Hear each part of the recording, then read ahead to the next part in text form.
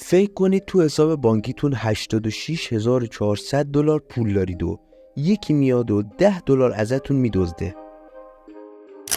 آیا شما از این اتفاق ناراحت و غمگین میشید و همه باقی مانده پولتون رو که یعنی $86,390 میشه رو از دست میدید به امید اینکه اون $10 رو پس بگیرید، یا اینکه از اون میگذرید و فراموشش میکنید و به زندگیتون ادامه میدید؟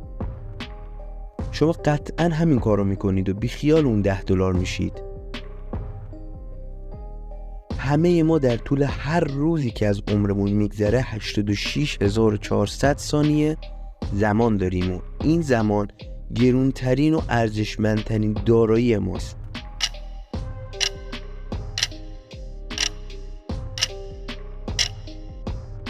پس اجازه نده که اثر منفی 10 ثانیه بدی که به هر دلیلی خراب شده و حالتو بد کرده تمام اون 86,390 ثانیه دیگه تو خراب کنه.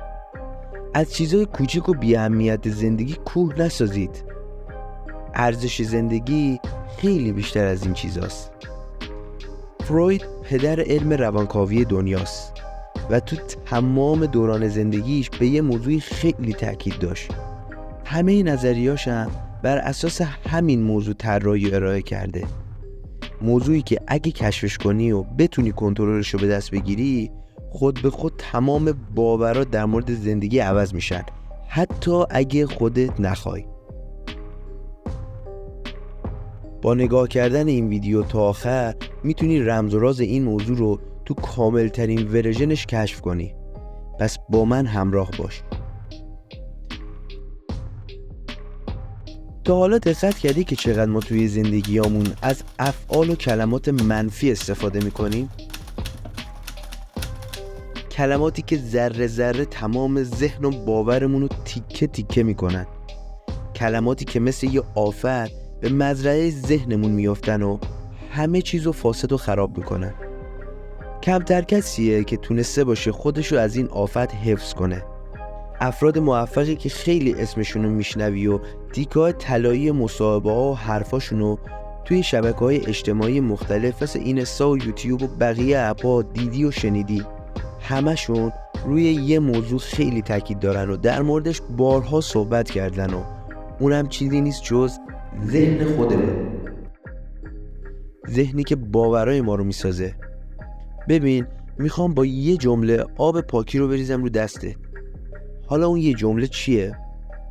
تا وقتی که باوراتو درست نکنی، تا وقتی روی خودت کار نکنی و ذهنتو تغییر ندی، هیچ اتفاقی توی زندگیت نمیفته. تمام این کانال‌های انگیزشی که توی فضاهای مجازی وجود داره و پادکست‌ها و جمله‌ها و کلیپ‌های مختلف میذاره، فقط و فقط میخواد همینو بهت بگه و کمکت کنه که باورا و ذهنیتتو درست کنی. اما من نمیخوام وقتتو با این چیزا بگیرم و میخوام اصل مطلب و خیلی زود بهت بگم. پس ویدیو رو لایک کن تا بریم سراغ جذاب ترین قسمت این موضوع و این ویدیو. این روزا اخبار مستر المپیا و پرورش اندام و هادی چوپان عزیزمون که قهرمان این ورزش و نماینده کشور عزیزمونه خیلی داغ شده. قطعاً همتون از سرگذشت این قهرمان ملی خبر دارید و میدونید که از کجا و چه موقعیتی به اینجا رسیده و شده بهترین بدنساز دنیا. هادی چوپان بارها تو مصاحبه‌هاش در مورد شرایط زندگیش صحبت کرده و گفته که تمام چیزی که الان بهش رسیده رو از همون سال اولی که این ورزش رو شروع کرده برای خودش میدیده و تصور میکرده و به این باور داشته که یه روزی قهرمان این تورنمنت میشه و بدنش هم بهترین بدن دنیا میشه. پس اگه به هدفی که میخوای برسی باور داشته باشی و امیدتو از دست ندی، میشی مثل کسی که وقتی به هدفاش میرسه خود به خود اشک شوق رو چشاش میاد. اگه ناامیدی و هی میگی نمیشه، اینو نمیتونم انجام بدم، این کار شدنی نیست، این ویدیویی که بهت پیشنهاد میشه رو حتما ببین. چون تو امید نداشته باشی هیچ کاری نمیتونی انجام بدی و هیچ قدمی نمیتونی برداری.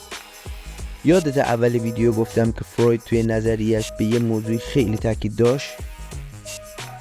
همون موضوعی که باعث میشه اشک شوق بریزی. اونم چیزی نیست جز ضمیر ناخودآگاهه.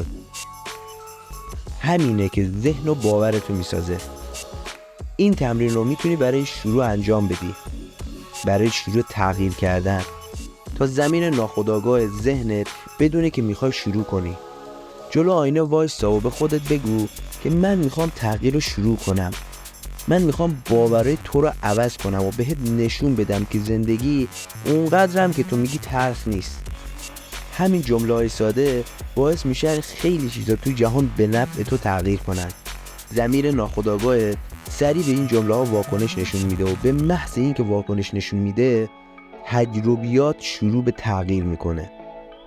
اگه میخوای بدونی که مسیر این تغییر چه شکلیه و باید چه کارایی براش انجام بدی، کانال پازل موفقیت رو سابسکرایب کن و ویدیوها رو دنبال کن. یادت باشه تنها چیزی که میتونه در برابر تغییر مقاومت کنه زمانه.